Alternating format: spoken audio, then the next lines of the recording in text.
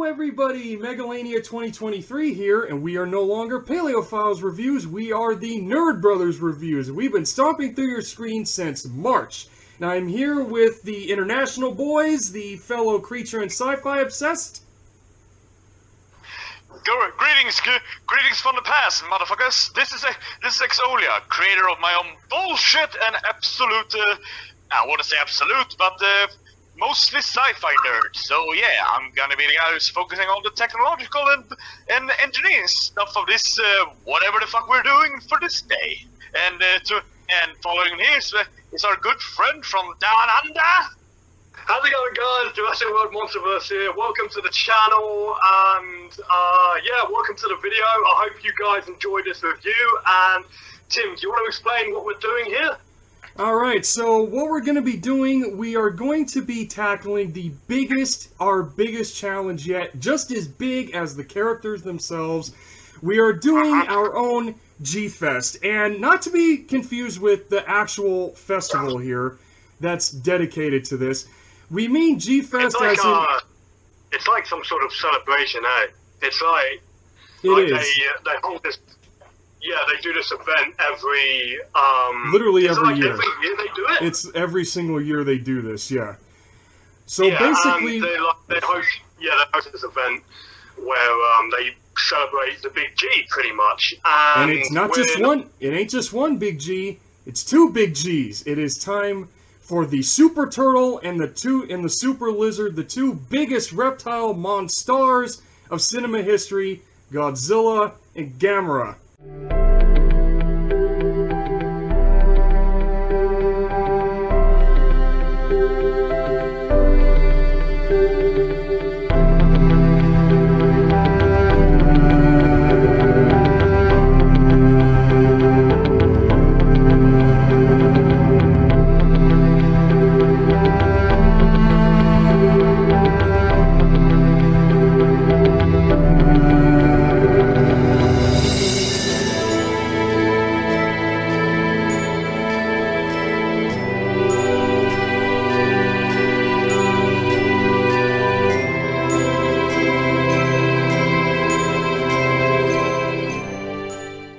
So, with every franchise, much like we did with Kongathon way back in March, you always have to start at the humble beginnings of every movie franchise. And when it comes to the two biggest reptiles, you have to start at the very beginning. And when it comes to Godzilla and Gamera, Godzilla came first. In 1954, this film, his debut, came out right after... like less than a decade after World War II, to a monumental amount of success. That literally unleashed, a new genre of monster films. So, when just noting, folks, we are reviewing the Japanese cut of the movie, because that's the proper way to do this. So now on to the review.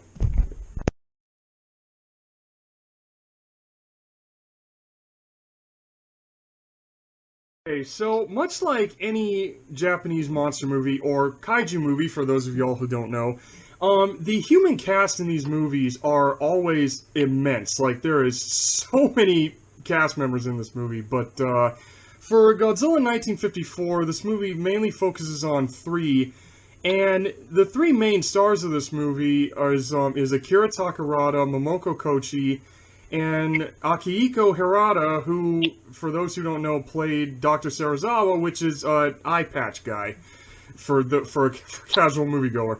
And little funny story that Akira Takarada went on camera and said that when he walked into that movie on set, he introduced himself to director Ishiro Honda, and he literally said, "Hi, my name is Akira Takarada, and I am the main star of this movie." And one of the producers in the back heard him and said, "No, you're not. Gojira's the star of this movie." And Akira Takarada says, "Yep," and he shut me right up. So I just love the fact that he admitted that. But James, what do you think of like the people in this movie, like when it comes to how they played like their individual like characters? And then also there's the actor who plays Dr. Yamane as well. Like the main four of this movie. Like, what'd you ever think of how their acting was? How like. Well, first of all, I just gotta say, eye patch guy. Really? Well, you could have just said the guy with the eye patch. You know. But yeah, the characters I think were great. They really worked for this movie's favor. I think they were great, and for the most part, they were well acted. Well, besides from the one of the characters, the female character, because like right near the end of the movie, you could tell it was a little overacting, if that's the right word. It was, especially the bit where, like, she was good. Momoko Kochi's character, Emiko Yamane, she was good until towards the end of the movie, where she just started crying out of nowhere, but her crying is just, oh my god, could they have not done another take with her? Like, could they have not done, like, a couple of more takes? Like, all three of us were looking at it kind of, like, cringy a little bit, like, I'm sorry, lady, but your acting was good until that point. Yeah, and what's interesting about the characters is that not only are they well acted, but they're very well written out, because they have different reasons and motives behind the fate of Godzilla. So, and it makes for an interesting dynamic on screen, especially with that one guy who, with the human characters, it's kind of really difficult, and especially in a movie that's as perfect, if not, well, maybe near perfect as Godzilla. It's difficult to even keep up with the human characters, despite how well acted and well written they are. Because most of the time, I don't really know what's really going on with the human side of the characters. So I know that makes me come off as a little simple-minded, but yeah, it's just like, I'm really here for the monster, or the monsters, not for the people. So you know, Tim knows what I mean. So, yeah, that's what a lot of moviegoers, when they watch these kinds of movies, it's like, that's really what you come here to see. And personally, I do agree with that.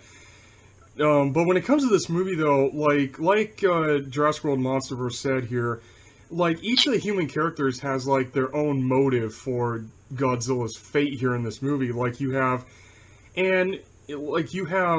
Serizawa, who, yes, for those of you who want to make fun of me for saying eye patch guy, go ahead. For those of you in the comments who want to say, why did you just call him eye patch guy? Well, because eye patch.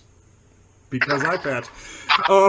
But it's just like, you have Dr. Serizawa, who is like this tortured, he plays this tortured, this scientist that just, like, you know, he wants to help the world, but because the fact that Japan just got over, or was just starting to get over World War II, weapons of mass destruction was still a big fear. So, and Dr. Serizawa, he's sitting there thinking, he knows all that. He plainly knows this, and he doesn't know what to do with himself. Like, he just has this, it really makes you feel sorry for him, actually. It makes you really feel sorry for him, because when he discovers the big crazy weapon in this movie, the oxygen destroyer. And the thing about this weapon is, Daniel, does it make sense to have, like, something suck oxygen out of the water and split the oxygen into fluids, like turn the water molecules into fluids? Like, does that make sense? Like, does that make sense, like, science-wise? Going down chemistry lane here, water is basically just H2O, which is two hydrogen atoms and two oxygen atoms. So if you split that, you remove the oxygen atoms, you get hydrogen, with technically a gas. So, yeah, I don't know. But don't quote me on this, but I think hydrogen chemicals is a liquid. Not sure, but like I said, don't quote me on this. I could be wrong. But yeah, removing the oxygen from it is possible, but turning it back into liquid is a little sci-fi bullshitty, but it gets a soft sci-fi pass.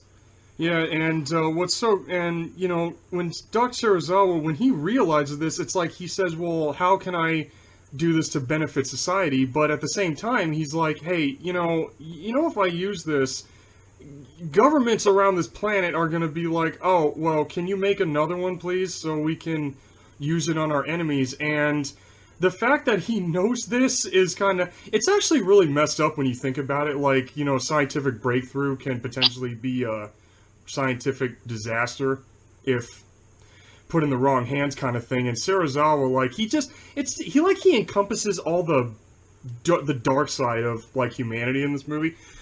And then you have pretty much the Alan Grant, before Alan Grant of this movie, Professor Yamane, who, honest to God, he's honestly, for me, I don't know about you guys, but, like, for me, he's honestly my favorite character in this movie because, you know, I like how he's basically having Godzilla's back in this movie. Like, he literally is like, instead of... Yeah, the guy. Yeah, that's the guy I was trying to talk about, yeah. Yeah, he said, like, I love how he has Godzilla's back in this movie, where he's just like, you know, instead of shooting the poor bastard, we should focus on how the hell he survived a nuclear explosion. Like, because usually, when radiation touches something, a living thing, it dies. No, not big guy. Big dude just, like, absorbs that and just, bless you. Big dude just absorbs it and says, hey, hey, I'm still alive.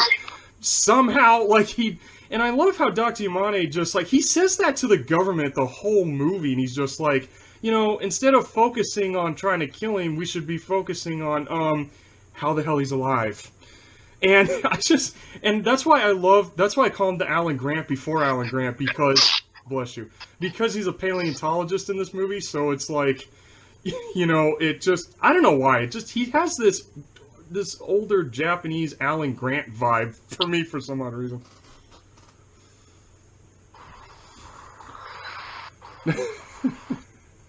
and James is just like, I could play a cricket noise right now, but I can't. But I honestly I cannot. Oh, sorry. Sorry. Did you want me to say something? Sorry. I was wondering if you had anything to add when it comes to Dr. Yamane. Like when it comes to the characters, guys. Like, which part of the human cast do you honestly like the most? Like, do you like the having Godzilla's back, the darker side of humanity, or Ogata, the maritime employee who is like trying to keep everyone level-headed pretty much the whole movie? Like Ogata is pretty much like he's kind of an oddball character because just like he just goes around with like he just goes with everything. He just goes along with shit. Like Ogata pretty much just like he gets called into he just follows orders pretty much. I mean, since his character is maritime security, that's what he does the whole movie. So it's like, I don't know, does he seem forgettable to you guys? Like, did Ogata kind of seem like the forgettable character in here? Because he really, honestly, didn't really do much other than just follow orders the whole time? For me, it was fine. Yeah, for me, no one really seemed forgettable. So. Oh shoot. Yeah, I respectfully disagree with that. But what do you call it? Then when it comes to the other human cast in this movie, like there's like some of the bit players in here. Like you have one notable character that I really got to mention is the dude that came on a raft. He washed up on the shore of the main island in this movie, Odo Island, and before doing this review, I sent you guys the clip of this on the group chat where he says the most haunting. This line is just absolutely terrifying when he looks at everybody and he goes, "He did it, a monster." Like, just the fact that just that one little line that he says, and then there's like this hurricane bit, and this guy's acting, man. He just looks up. His acting in this one shot is just like, this dude is just terrified. Like, I really gotta hand it to this dude's acting. Like, seriously, he just like looks up when the lightning strikes, and then can you just imagine what he saw outside? Like, can you just like picture in your head his perspective, what he saw in that lightning strike? Like, seriously, like when he's freaked out, like he is genuinely like that guy was genuinely terrified. He probably pulled that from something he has seen before. What'd you say, dude? I think he just spoke the reaction from an experience he had before. Probably. Okay. Is there any other? Is there any other like part of the human cast that's that we should mention here, or is that pretty much everybody? Not to my knowledge. I don't think we've. No, we're good. I think. But like I said, I'm not the one that focuses on the human characters. All right. So next up.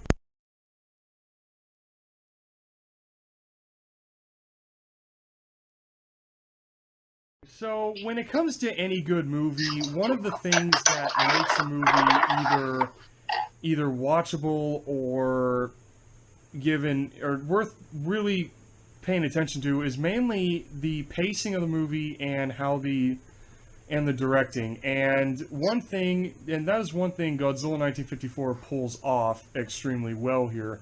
And James, you know a little more about this than I do. Yeah, so the pacing and directing for this movie by Ishiro Honda. Is that how you pronounce it? Ishiro Honda? Yeah, so it is top-notch. It is some of the best direction I've ever seen for any movie in a lengthy amount of time. Like, given the amount of period of time that I've seen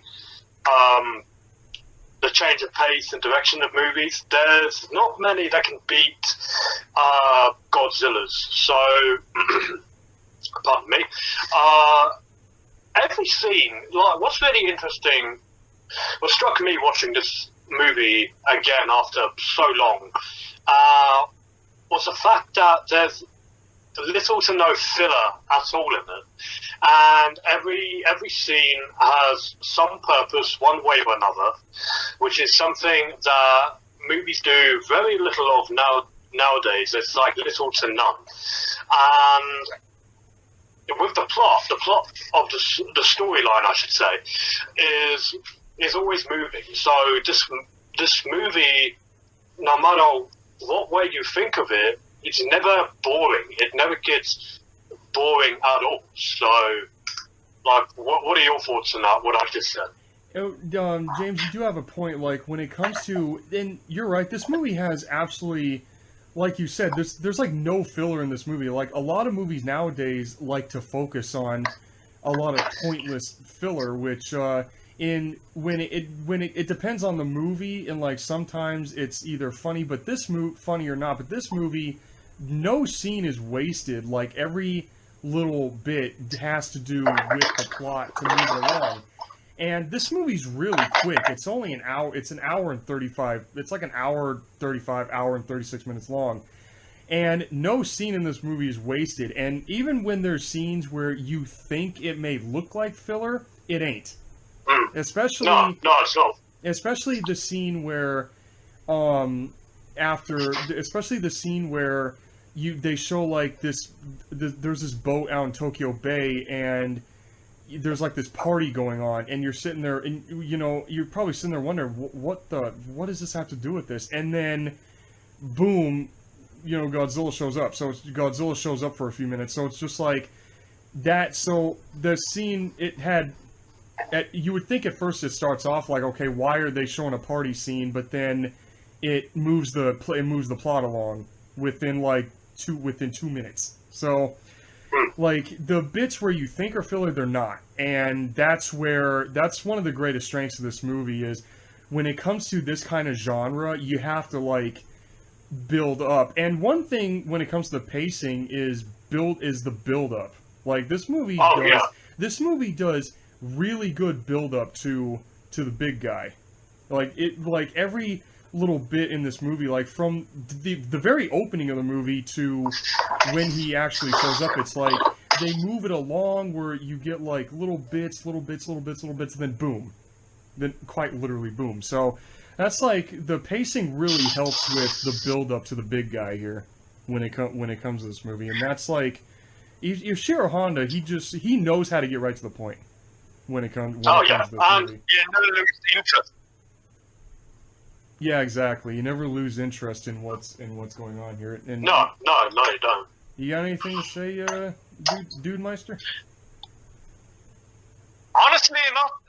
I just said it. You never really lose interest in this movie. It captures you. Exactly. My thoughts exactly, and I totally agree. I couldn't agree more with that. One thing I think we should mention with the while we're going through the direction, I think one thing we should bring up is the soundtrack by Ikara. Well, how do you pronounce it, Tim? Ikara Fukube. Yeah, that's him. Yeah. One thing you mentioned, the soundtrack, dude. The song that every Godzilla fan knows. You know, that was actually confusing. That was confused because that song was originally the military march in this movie. That song was meant for the military scenes because if you notice, the 2 times they played in this movie are to when the military show up. So that was the original military. That's true.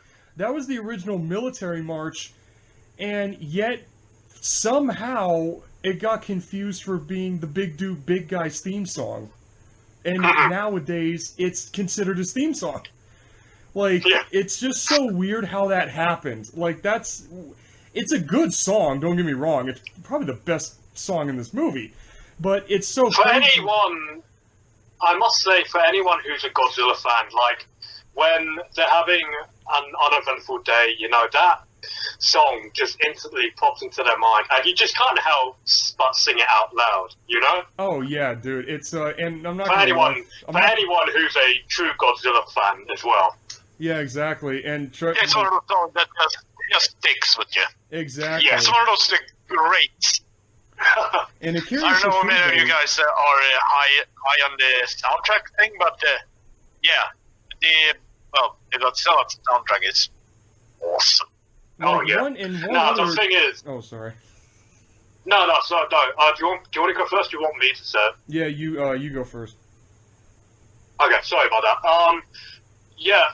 What I love most about the soundtrack, it's just that it's so haunting. It is hauntingly beautiful, and it just fits perfectly with the foreboding tone of the film. Because, like, there's some parts of this film where you don't exactly know what's going to happen, especially with Godzilla plodding and stomping around. So it just fits so well with the how unpredictable it is. Is unpredictability a word? I don't even know if that's a word or not. Unpredictability, you got it. Yeah, so it just matches with the unpredictability of it all. I don't know if that's the right thing to say about Godzilla, that when he's on screen, it's unpredictable as to what he's going to do, because of course you know what he's going to do. He's going to cause some destruction and chaos and mayhem, but still, you know, the film is foreboding, and it has that tone to it of that unpredictability. I just think it has that tone. That's the foreboding, unpredictable tone it has for me. Especially the song that plays when Godzilla's on screen, when he first starts when he starts, you know, coming to Tokyo with the intentions of, you know, remodeling the place. The song that plays, I think, is like the scariest song in this movie because it fits it fits him so well. Like, you just hear in the destruction song how, like James said, how foreboding it is that you're watching a city get wrecked. You're watching it get completely destroyed by, like James said, an unpredictable animal, and the song that plays just works so well with him. It just fits the destruction bits like extremely well. And then there's also the sad song that plays at the end. There's the sad ending. There's the really depressing ending song, like that goes on in Tokyo Bay. So it's like Akira Ifukube, like, what great strength he has with this is that he just knows how to set mood. He just knows how to set the mood for scenes that have his music in it. Like, he just knows how to, like, he just looks at the scenes and just like, okay, how much, he looks at it and just like, okay, how foreboding can I make this? Like, how dark can I make this movie? And with just the soundtrack alone, it's just and James, I think you kind of said this, like the soundtrack is probably as unpredictable as Godzilla himself. Like, you know, you have the military march song, which it's more lighter. The song has a very adventure-y kind of heroic tone to it, and then you have the foreboding destruction song, and then you got the sad depressing song that plays at the end of this movie. So it's like the music is just like the tone, just like it switches from it kind of like it switches around its unpredictability, if you know what I mean. Yeah, like yeah, exactly. It's thanks to the music. It's thanks to the music. Like, you don't really know what's going to happen, and I don't know. Like I said, I don't know if that's the right thing to say when we're reviewing this movie, because everyone knows exactly what happens. But you see the point I'm trying to make here. So, yeah. All right, Danny, you got anything else when it comes to the soundtrack? What can I say? I mean, it's the soundtrack to freaking Godzilla. What more can you say? It's one of the most iconic soundtracks in the history of soundtrack. It's literally up there with John Williams' own theme songs. like I don't know. Jurassic Park. I don't really know. Yeah, exactly. It's up there with the Star Wars soundtrack, the Terminator soundtrack. But it's up there with Williams. So what more can you say? It's just it's freaking Godzilla. Yeah.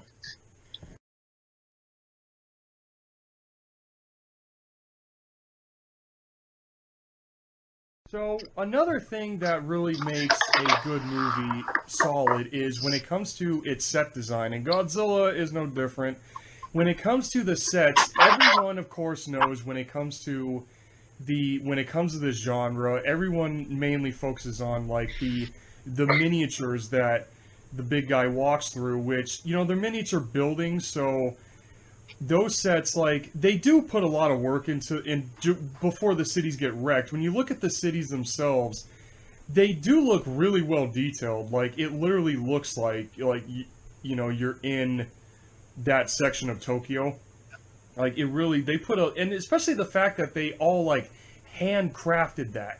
Like, a lot of that city was all handcrafted, which, not gonna lie, they just know how to make a good mini.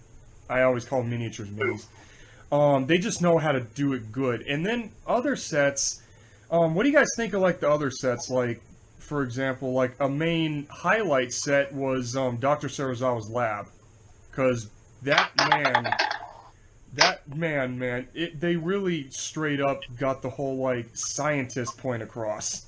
Like, when you're first introduced to Serizawa's laboratory. That was so, wow. That was a weird way to say it. Well, it gets the point across. I mean, you can tell that this guy was a scientist, but, well, I'm not a scientist myself, but I believe it, but I'm getting off topic here, but so before I go rambling on like the nerd I am, I'll leave it to my friend in Down Under.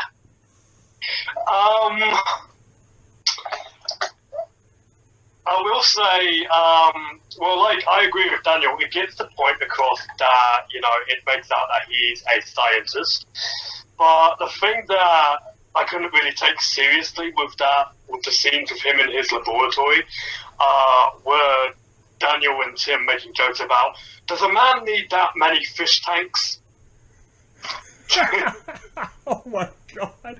I don't know why, like, I couldn't really take it seriously after that. Well, because the thing about this lab set is that, you know, a scientist does experiments they do the whole cliche of, like, a scientist experimenting on animals. Usually, a scientist would use, I don't know, rats, or a monkey, or a chimp. No, this guy uses fish. Dude, there are so many fish tank scenes in this movie with this lab. I'm like, how much money does this guy spend on fish every other week for his experiments? And there's a lot of fish in there. Like, seriously, does he like go to the pet store every week and just like buys more fish? Can you just imagine the owner of the pet store is like, why do you keep buying so much fish? Like, he probably looks like, I have a really large cat. Like, dude, there's so many fish tanks in this lab, dude. And even in the living room, there's a little miniature fish tank on the coffee table. So I'm like, this guy must love working with fish. Like this. You know, I was so tempted to say, like, while you two were cracking jokes, I was so tempted to say every few minutes with him in his laboratory, oh yeah, that's a lot of fish. They're pretty. Oh no! Did you get it? Not that joke. Oh my god. Oh, and then also you have like, and I'm sitting there thinking like, was Serizawa like a not a xenobot, like aquatic biology or something like that? Because the fact that there's so many marine biologist, marine biologist, yeah. Yeah, I could swear he had to have been a marine biologist at some point because of the fact that there's so many fish scenes in this movie. But the other Sorry. Oh, sorry. So I just got to point out. Sorry, what did you call it? An aquatic biologist, aquatiologist or something? I almost said xenobiology, but I don't think it wasn't the right word for it. Then I almost said aquatic. I'm trying to find the word marine. I was trying to think of the word. That's even a word. I couldn't think of the word marine for some odd reason. But another set that when we were watching this, I called dibs on this as a joke, but.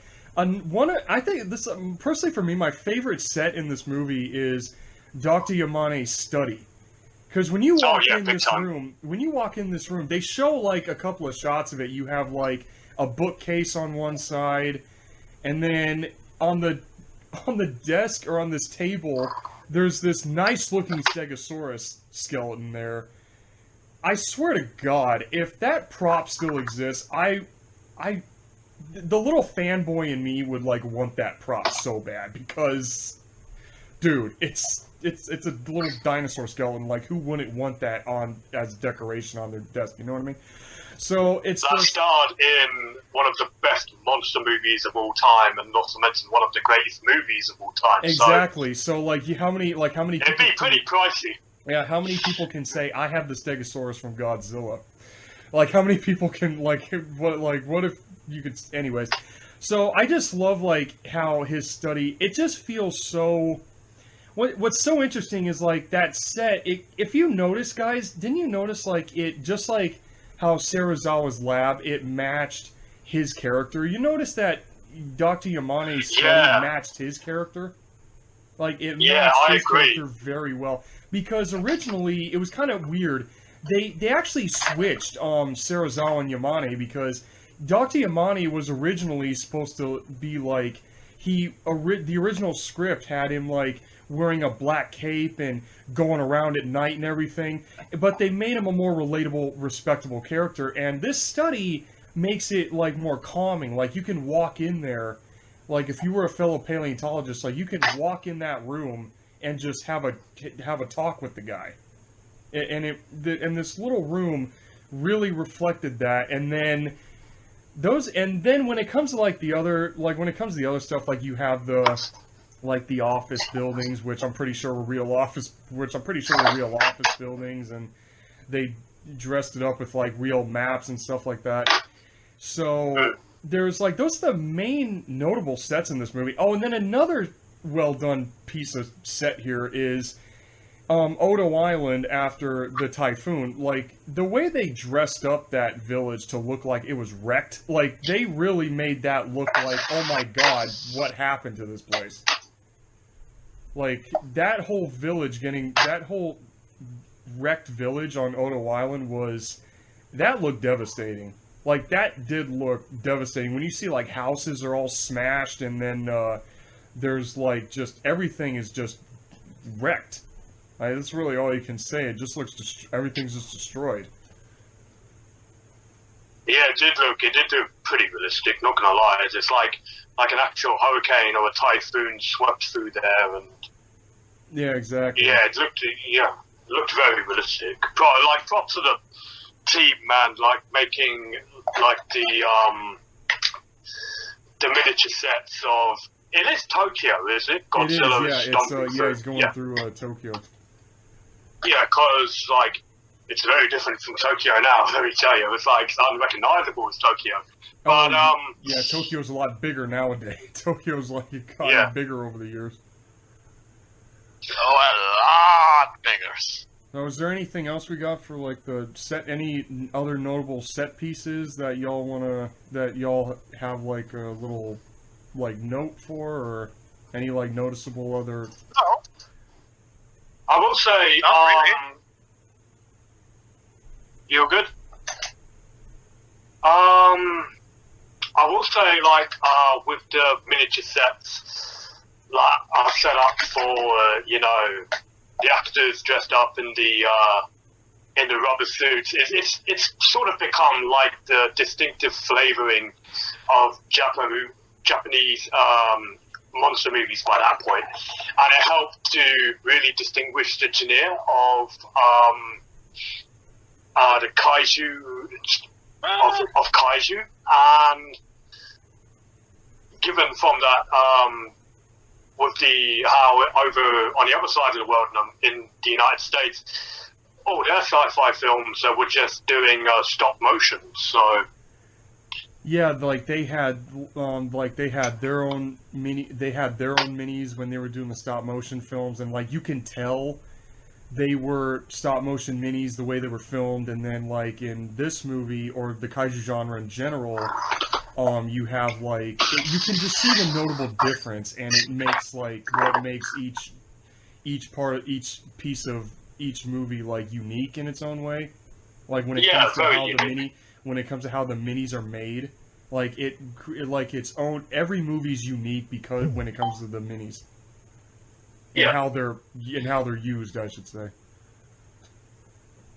I said my piece. Oh, sorry. Didn't, if I remember correctly, didn't this movie start the whole guy in a suit tramples building genre? Yeah, It's- it might have sparked It the didn't influence. start the trampling buildings thing. It didn't. It started the trampling the buildings thing, but the suit thing has actually gone on before this movie, because there was a few other movies in the 40s and the 30s that did the guy in the suit thing, just not stomping building thing. So basically Toho took something that's been going on and basically cranked it up to 11. Pretty much. All right. So Yeah, but it worked. it works, yeah. All right.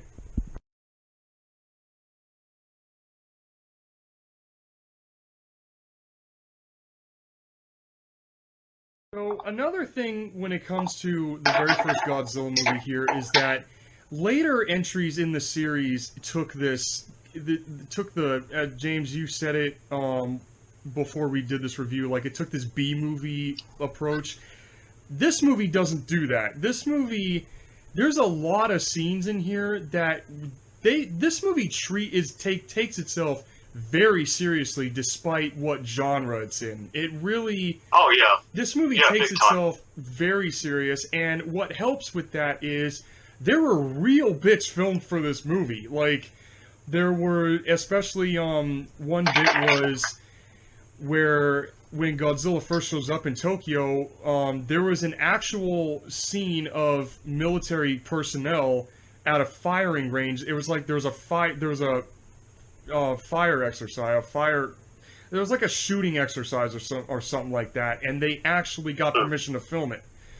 So it's like that part was real, and then after Godzilla's destruction, then there's like a big hospital bit. Like, good lord, like they actually filmed like at a real hospital with a lot of people just. Oh my god, like this is the saddest part of the movie, is seeing like the after effects of everything, which Oh yeah. this movie is Like the aftermath. Yeah. which this movie's really well known for.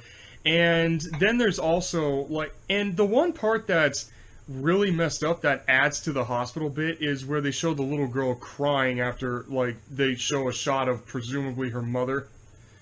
You know, that part really, oh my god, that one little bit was just Then you It's have heart-aching to watch. it really is, and what kind of adds to it is there's one scene of an entire all-girl choir singing the song "Oh Peace, Oh Light, Return." That is the actual name of that name of that song. Sorry. And this whole what do you guys think of like the actual bits that go along with the monster stuff? Like you have the miniature stuff with the guy in the suit, and then you have the real stuff that was filmed to add to the very foreboding tone this movie has. Like, what do you guys think of all that? I'm gonna let Daniel do. Nah, you go first. I'm not really too sure what to say. Other than the fact that I think it makes the film. I'm not too sure what to say. Because up until now, I didn't know that, with the scenes with the military personnel firing or whatever it was they were doing in that footage was actually real footage of Japanese soldiers. So this came to quite a shocker to me, as it would do to probably most people watching this, finding this out for the first time. I want to say it makes the film feel a little more grounded, makes it have some sense of realism to it. I don't know. Like it doesn't make it feel so over the top like what the rest of the series would yeah. do, what this franchise would later turn into. Honestly, it sucks how I didn't know this earlier. Would probably have a lot more to say. Like, this is the only time probably where I got a little unprepared, if you will, as to what I should say or think through what I should say, if that makes sense. Yeah, it would be like shocking, like seeing it. It's you would think that they had either like some military personnel on a set and doing the shooting bit, or have like actors dressed up like soldiers doing the shooting bit. But the fact that that's a real firing exercise that they got to put in the movie, like James said, it adds a little more realism and a little more credibility to this, despite what genre it is, despite what this movie is. And then it's like when it comes to the hospital bit and the all-girl choir, it really, like, this movie treats it like it's a real disaster. Like, they really drive home the point of everything getting wrecked, but they take that serious. Exactly, and like you just said, Tim, at the beginning of this section, like you just said, the filmmakers for this film didn't set out to make another, cheesy B-movie monster flick. They treated it as a actual horrific disaster, like something you'd see straight out of the Second World War. Yeah, and that's what this movie was meant to.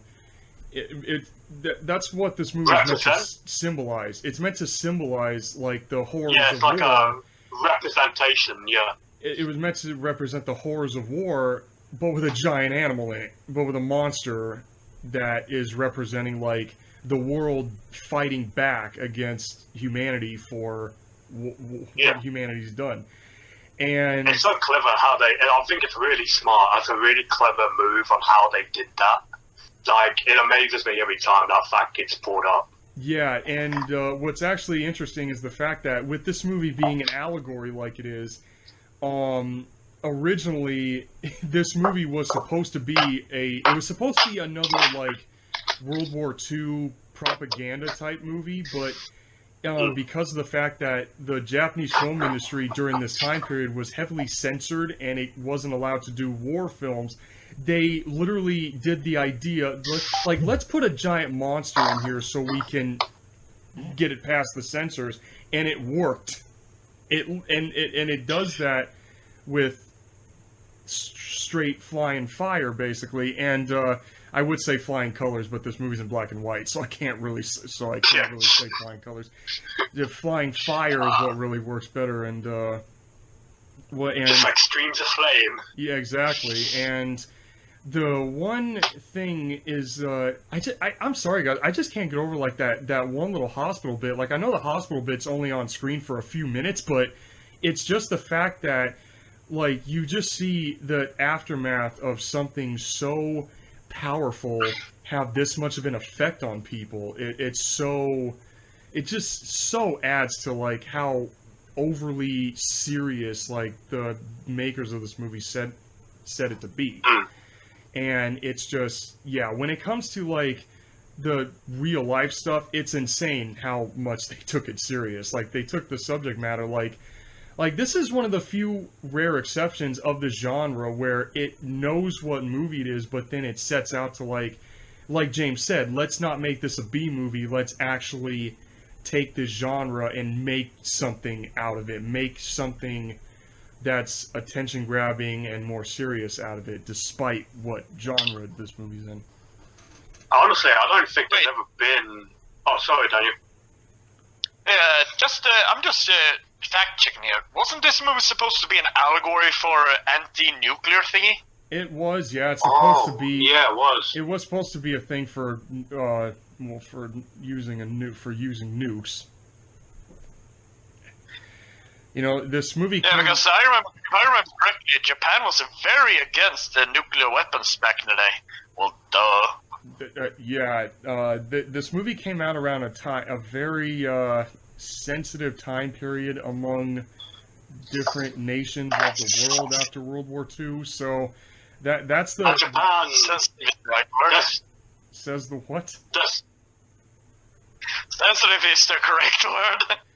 Things were unstable. Very unstable when it comes to different nations after World War II. So when this movie came out, it really, it's hard to not look at this movie and not think about that. You know, it's really hard to not think about a little bit of world history while watching this movie and what it's supposed to represent. So, well, that's the thing. You should never forget world history. No argument there. And like the saying goes, those who forget history are doomed to repeat it. Wow, we're going Oh, about sorry guys for going all philosophical. Sorry guys for going all philosophical and political, but it happens. Yeah, especially when it comes to this. The thing is like with Japan as well, there's still, like with the Second World War, it's still a rather fresh wound, you know? So, like even if you talk about them with what happened with the Second World War today, it's still a rather, you know, the wound hasn't healed. So, it's still, they're still kind of sensitive about it, if you know what I mean. So... Yeah, and that's what this movie kind of, like, it's like a representation of pretty much the lot of that, in a way, like, or completely, where it's like, it's an allegory for using nukes, but then after using nukes, it's hard to not look at this movie and not think about, like, the, like, what was going on with the political side of stuff after World War II ended. Like what this movie represents and bits of world history, it's hard not to think, like, the little correlation between the two when watching this. Yeah. Okay, anything you guys want to add to that very foreboding little tidbit here? No. I'm trying to stay out of the political game. Yeah. Okay.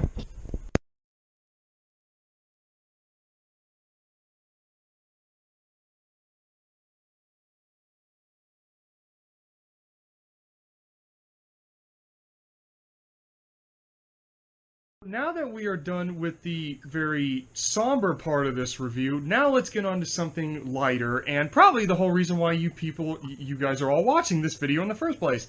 Now, the thing about the Japanese kaiju genre is that they're very special effects heavy, and it's like the main focus of why everyone watches these movies. And this movie is what started it. And I tell you, the special effects in this movie, like, do you guys think that that's something else? You think Toho was at their, like, for the time and budget of this movie in 1954? Do you guys think that Toho was at their full potential with this movie? Like, you think that, like, they were definitely at, like, their highest they could have done with this? Oh no, maybe a little of both. Maybe. No. Banana.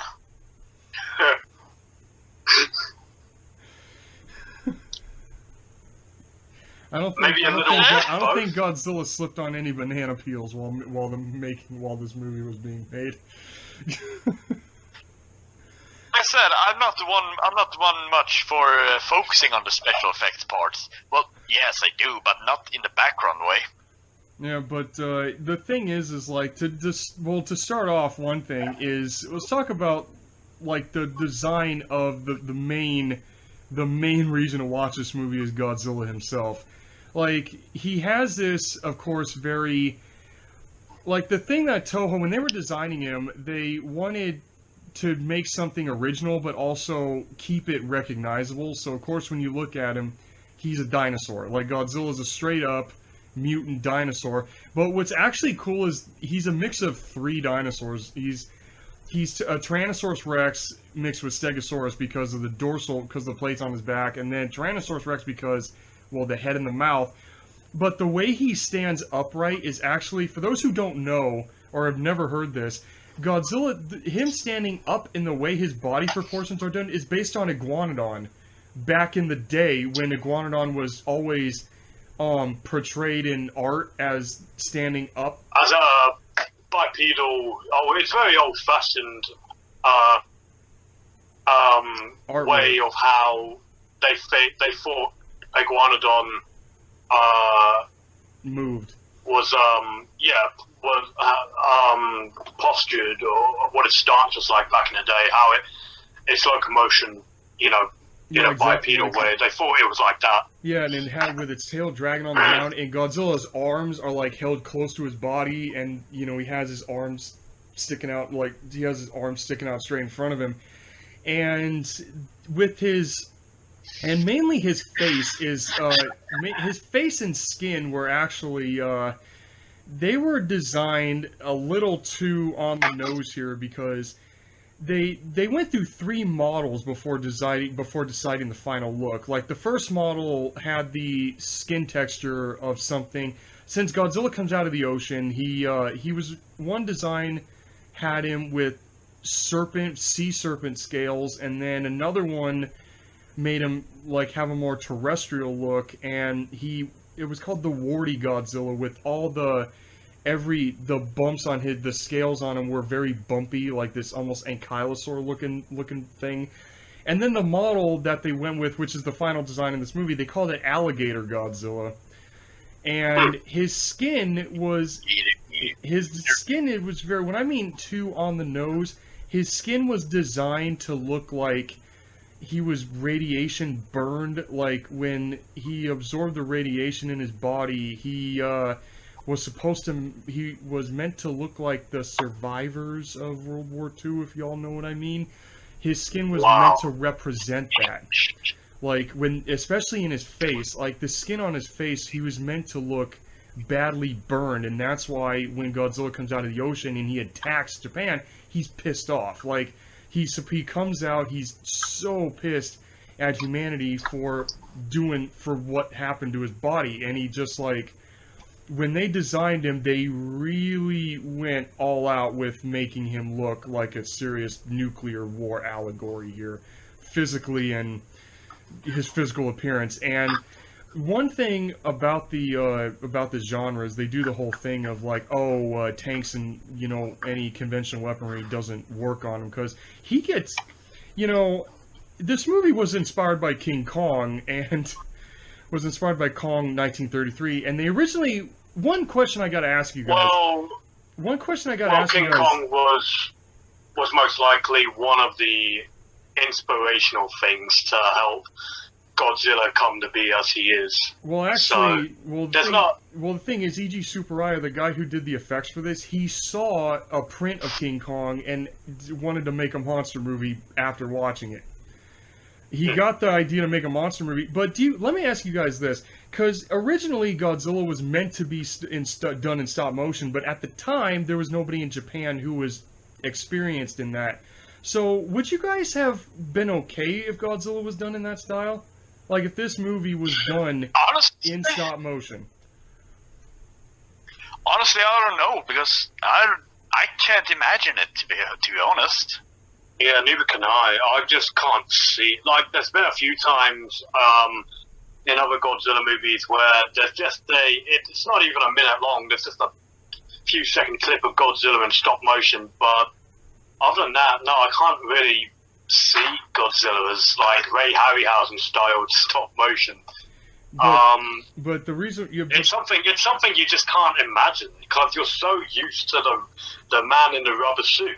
And and what's actually crazy, the reason why they didn't do the stop motion is because not only was nobody in Japan experienced in that, but the budget wouldn't allow it. Like, the movie would have literally taken 7 years to make with doing stop motion. Wow. It would have taken 7 years to fully produce correctly with model animation, and, 7 years.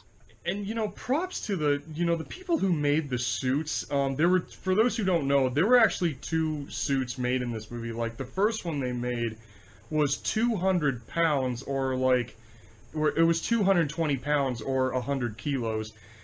And the actor who played Godzilla, props to this guy's strength. Like, it's Haruo Nakajima, who was one of the bandits in another famous Toho film, Seven Samurai. And they picked him because he was one of the stuntmen. This man... guys, the thing about this movie is, we all noticed it. Haruo Nakajima, he took a beating in this thing. Like, this thing was 200 pounds of rubber, and he walked through not only real fire, real explosives that were going off all around him when he was in the suit, but the studio lights behind him. Like, this guy, there was so much heat surrounding this dude in this suit, and he actually passed out at one point during the shoot. Like, he actually fell over and passed out. I've read that, like, whenever they got him out of the suit, like, sometimes, like, you could fill up an entire cup full of his sweat. That's how hot it got in there. Yeah, they actually measured the heat at one point, and it got to 130 in there, 130 degrees Fahrenheit in that suit. Jesus. And what's actually... There's no way I could do that. And, yeah, dude, props to Nakajima for... Rest in peace to that actor, by the way, for giving audiences an iconic role. And actually what's crazy is he went to get Godzilla's behavior. He actually went to the zoo and he studied the behavior of lions and bears to get Godzilla to move like a regular animal. So it's like he even took his lunch to the zoo with him a lot to get that right. And what's so crazy though is one thing of Godzilla is, like, when he attacks Tokyo, it's I remember all of us were, like, not cheering, but we're all like, when he derails that train, when he just steps on the train tracks and that train just, like, goes all over the place. Like, all he did was step on the train tracks, one step, and that train just goes everywhere. Like, that train just gets derailed. Man. Just like...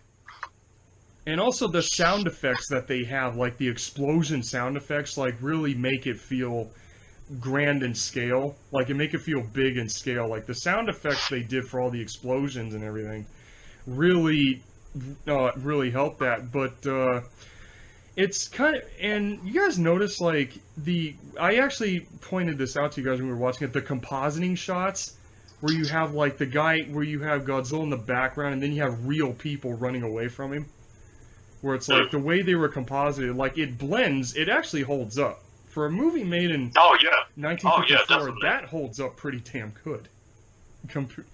It's really good. Let me correct me if I'm... No, wait. Sorry.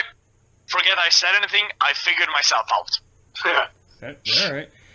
Is there any, like, when it comes to any, like, special effects scenes, like, which effect scenes, like, really stood out to you guys? Like, which, the Tokyo destruction bits, like, which ones really, like, are, like, the big standout moments for you guys?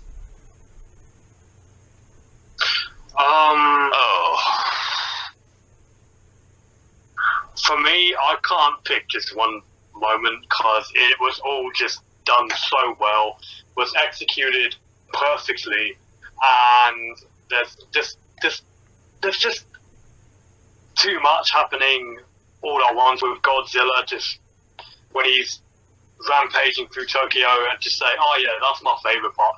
It was all just as good. Like each scene with him destroying the buildings and just everything around him, pretty much. It's like it's just as good as each other.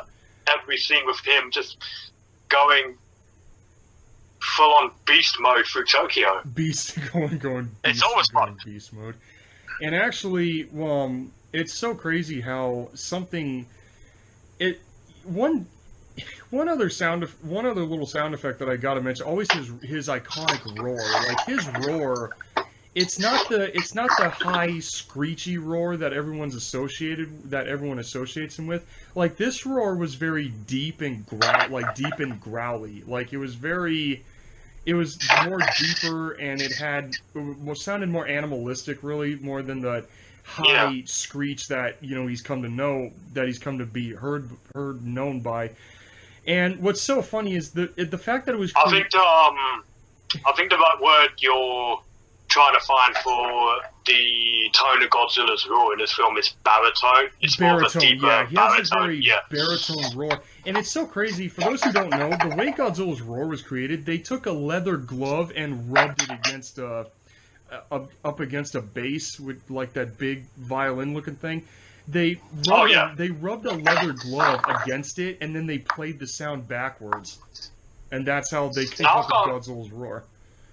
Now I've got a question for you guys regarding that. Have you, like, ever since finding out that fact, have you ever wanted to try that yourself, just to see how similar it would sound like? I have thought about doing that a couple of times, actually. I've always wanted to. I haven't. Like, just to see what it sounds like, just to see if you can kind of, like, recreate Godzilla's roar with, like... Because they did it simply. They did it with simple stuff, like a bass, a leather glove, and then just play the sound backwards. Then just play it backwards.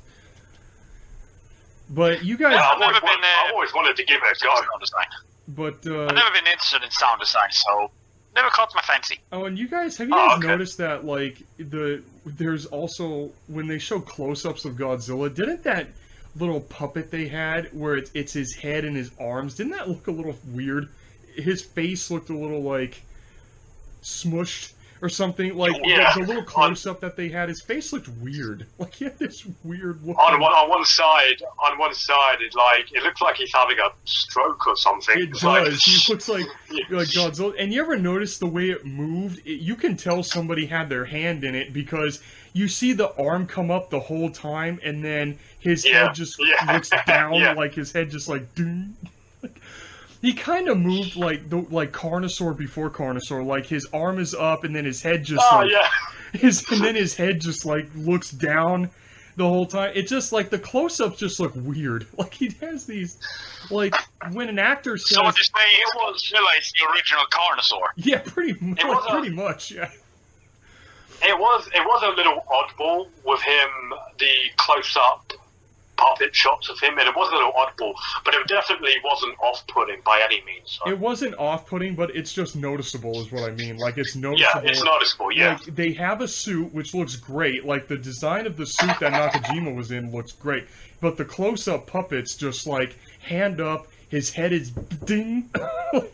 His head is just lowering the whole time. So, and another odd little thing, remember, I don't know if I pointed this out to you guys, where it's like, I know this is weird to mention this, but where the hell did they get a birdcage? Like, there's a shot where Godzilla's standing in front of this giant birdcage, And I'm sitting there thinking, Well, what would that be? Like, what was that? Like a bird wildlife sanctuary or the zoo or something like that? Well, yeah, it's obviously Those things were kind of common back then. Really? I honestly kept wondering. Like, I've grown up like you. I've grown up watching this movie, and every time I see that part, I'm like, why is there a bird cage the size of his head? Like, what is that doing? It's called an aviary. It's called an aviary. It's something the elite wanted to have, so they don't have to travel to see exotic birds. Yeah, so, yeah, there's even a zoo in London that has one, and it's absolutely massive. Like, it's huge. And what do you guys ever think of, like, the fact that there's... Oh, and you guys were making a joke about this. I think, Daniel, you were the one that was pointing it out. Like, after Godzilla leaves behind a literal sea of fire, which, oh my god, like, he literally leaves behind just fire. Like, he literally... It's like the line from one of the Dark Knight movies, some men just want to watch the world burn. Well, Godzilla wanted to watch the world burn, and he does. He literally walks away with the world on fire. And there's, like, this bit we were laughing at when these jets start coming at him, which became a big trope with these kinds of movies. They miss! They're not even hitting him! Like, I remember all three of us were, like, cracking up at it where these jets come in, and they're not even hitting him! They're just mildly annoying him. Like, when he's walking in the water, you see him, like, he's just walking, and then he just, like, swings his arms a couple of times, like, he's like, ugh, stop, get away from me. Like, he just looks mildly annoyed at these jets. For me, it would be more like, fuck off. Pretty much, yeah, and it's just so funny how, and you can tell, like, somebody offset was popping fireworks at him. Like, it so looked like that offset when like when they showed the shots of him with the missiles literally just going past him, you can tell somebody was popping off fireworks off camera at him. Yeah, like he's somebody just flailing his arms and just, yeah. I know, and that part was just that part did actually look a little funny, but I will say though, like, not only did Nakajima have to deal with, like, the fire, but the fact that he had to go in the water for a couple of scenes, like the fact that, you know, there's the shots of him when Godzilla's in the water. Again, that man took a lot of abuse.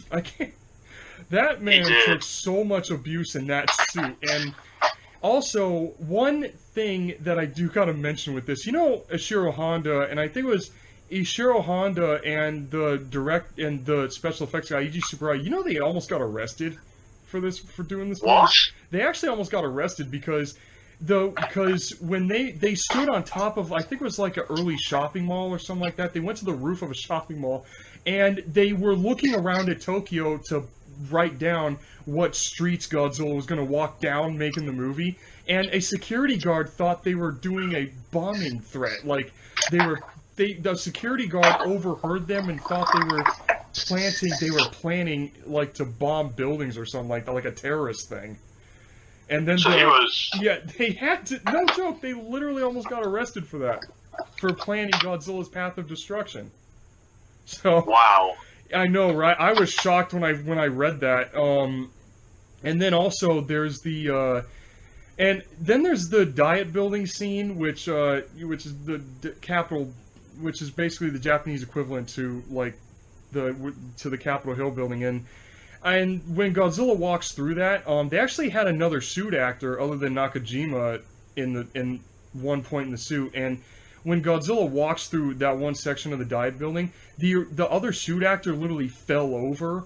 He tripped and he fell while doing that. So the bit we see on screen is Nakajima's. Like, all the performances were all him. Because, like, he did them better, I guess. But, yeah, the other dude tripped and fell while walking through the dive building, and Nakajima walked through it perfectly. So that little tidbit was like he was the only one whose performance was on screen. And then there's also, and James, I pointed this one out to you when there was, like, that theater that Godzilla hits with his tail, and yeah, you did, yeah. I was like, my mind was like, that was mind blowing to me. My mind was blown when you told me that. Yeah, like, people actually started running out of that theater because they thought they were really being attacked. Like, people were actually terrified of that little tidbit. Like, oh, like, can you just imagine being that person and just like, holy shit, and just like you start running and then Dude, that would be actually terrifying. it would, yeah. But they did use the first suit that that wasn't usable at all. They cut it in half, and the shots of Godzilla's feet crushing the train tracks, that was actually the first suit. The close-up shots of his feet, that was the first one, and then the full body shots was the lighter one. Well, the lighter one they called it, but it was still almost like 100 kilos. It was getting close to 100 kilos, so it was really still hard to work with. And one thing that they keep hidden, but it's seen in production photos, is they actually punched holes in Godzilla's neck so Nakajima can see out of him, so he knows where he's walking. But when but you don't notice it because they keep it hidden in shadow the whole time. But the thing is the sweat would plug up the holes.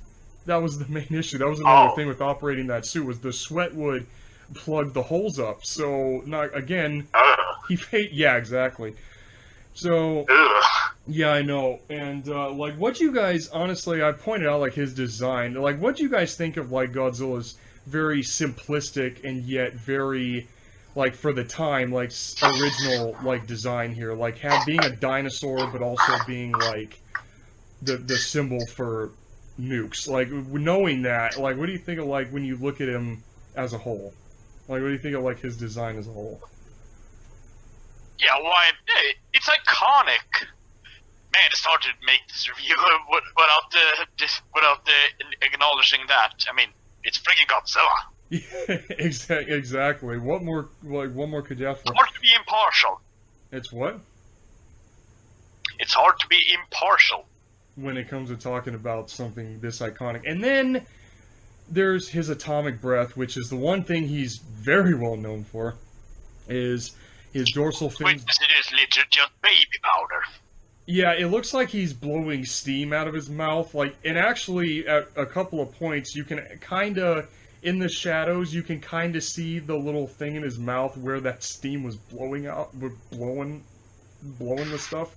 Like, you can kind of see this little behind the scenes knowledge here. A little behind the scenes knowledge here. He is actually blowing out baby powder out of his mouth. That was baby powder he was using? He's blowing baby powder out of his mouth? What? Yep. That's baby powder. That was baby powder? Yep. Wow.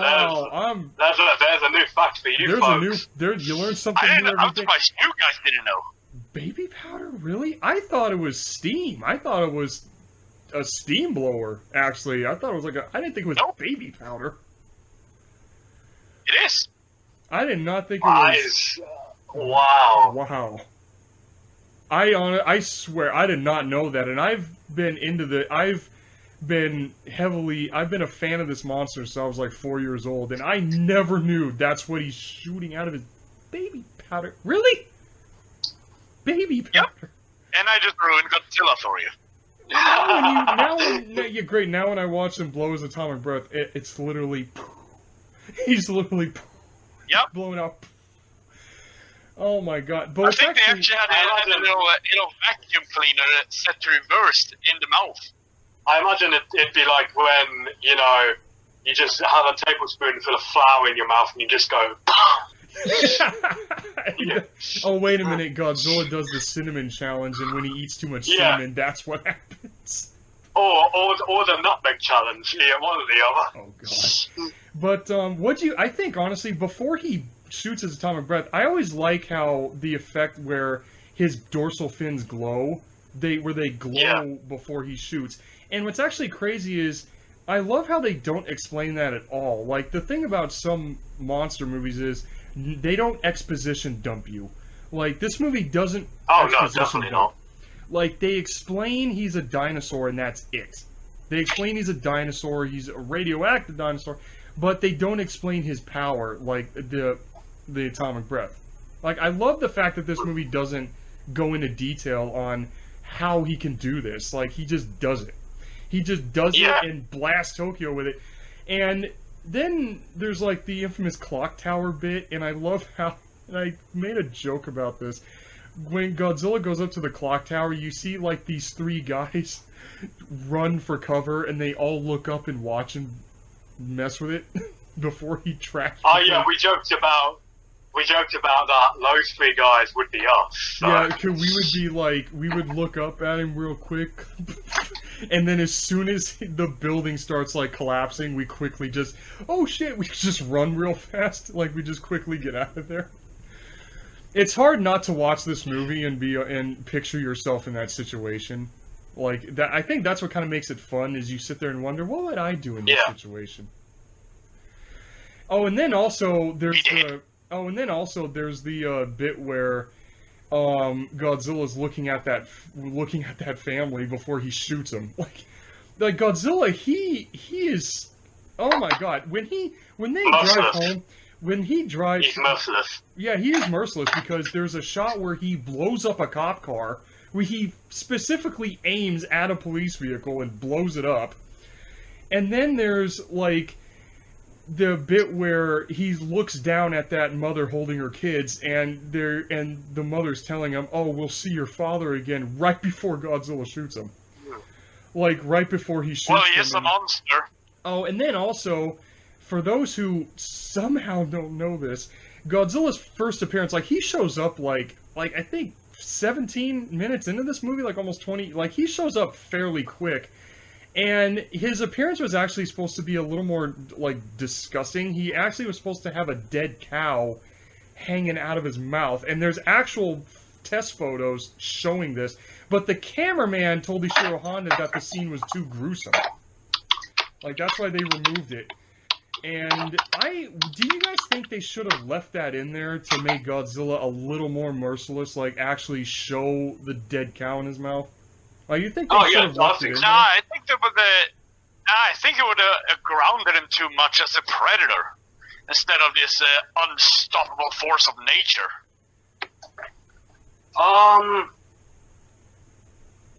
Well, no, I agree with everything Daniel just said, but at first I thought it would be a fairly decent idea to show him off like that, but no, I agree with what Daniel said. And one other thing is that you guys remember, like, the first time Godzilla shoots people, like he shoots people running down a street when he shoots. I'm looking at the images. I'm looking at the images of him eating a dead cow right now, and yeah, seriously, it doesn't come off as gruesome at all. I know that's the weird part. The cameraman told Ishiro Honda that was too gruesome, and he said, "Please cut that," and they did. The cameraman was the one that got scared. Huh.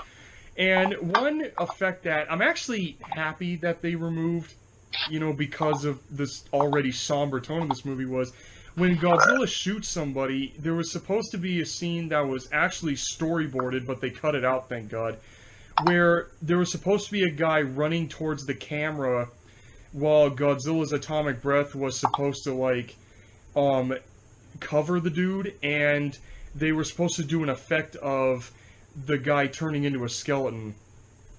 In that they were supposed to. Oh, that would be so awesome! That would have been cool. Yeah, but the thing is, though, is that it would have looked a little too nuke-ish. That's why they took it out, because it would have looked a little too nuke blast-ish. So it's like. I now I understand why I cut it. Hopefully that's in -1. Oh, the new one here, Yeah, like they actually put that effect in there. But one weird thing that I did point out, you guys couldn't see it, but I noticed it, is, they controlled Godzilla's tail with a wire, and at one point in the window, in a busted window, you can actually see it. Like, you could actually see. You didn't see the wire holding his tail? No, I couldn't make it out. Well, that's because, like, they use fishing wire, and fishing wire is, like, the most thinnest wire possible when it comes to doing these movies, and there's that one little shot where you actually see it, and that's, like, my main effects con with this, is that, like, the fact that oh, shit, you can actually see that. But other than that, this movie, Toho just knew how to make a good, they just overall did like such an amazing job. Like the debut of Godzilla is such a it's honestly an amazing Classic. It is a classic movie. Like this movie is Yeah.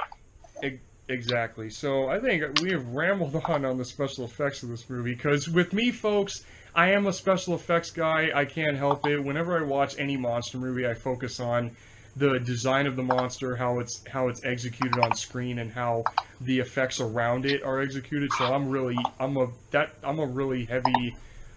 more into that than anything else, really, to be honest with you. Yeah, I've always been, you know, I love it for special effects. You know, I've always preferred practical effects over CGI, as Tim very well knows. Yeah. So, it's like I can appreciate the use of practicals in a movie. Like I know I'm more of a CG fan, but I do appreciate when they use practical effects in a movie where it's like something was really there in front of the camera. Like I can appreciate when creature films do that. Yeah. You guys got anything else when it comes to the effects in this movie? No, not really. I'm good for 4. All right.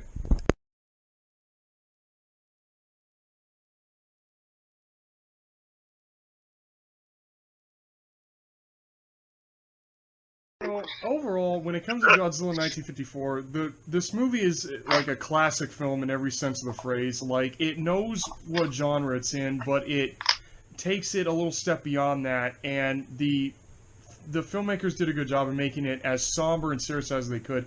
So, what do you guys give it for scores? Because for me, it's a solid 10 for Godzilla's debut here. I give it a 10 out of 10. I'll give it, yeah, I'm with both of you on this. It's a solid 10 out of 10 film because, not only just because it's freaking Godzilla, but it's an instant classic when it comes to the genre of giant movie monsters and movie making overall. So it's probably the most important movie there is when it comes to the world of movie making of giant movie monsters. And it was the one that pretty much launched the whole genre. So, and its formula became the staple key for sci-fi films of the 1950s, not only in Japan, but like from that, it just influenced and spread all around the world. So, yeah, it's easily a 10 out of 10 solid film for me. Okay, so we hope you all enjoyed this this review. This is a new way that we're going to be doing our reviews here, and this is probably the most intricate review we've ever done. So we all hope that you guys enjoyed this, and hope you had fun, and probably make you want to watch the movie again if, after watching this. Yeah, it is. I mean, why wouldn't you not? I mean, it's the Godzilla movie. I mean, and if you watched us bullshit about it, why not check it out yourself and get your own opinion about it? We are just a bunch of nerds who likes to watch movies, so that's what we're doing. But I highly recommend, if you haven't seen it, go watch it yourself. I dare ya. Yeah, exactly. If there's any of you guys out there in the year 2023 who have not seen this movie, what is wrong with you? What the hell are you doing? What the hell are you doing with your life? Go watch this movie. Like, yeah, exactly. Go watch like, this there's something movie. not right with you if you haven't seen Godzilla. Yeah, exactly. Yeah, and if you haven't watched it, why did you click on this video? Why are you watching 3 random nerds bullshit about it instead of watching it yourself? Yeah, go away. Watch it. Yeah. Or actually, go. Go. Yeah, do what Deadpool said. Go. Get out of here. In the words of Deadpool, go. Leave your computer. Go away. Go away.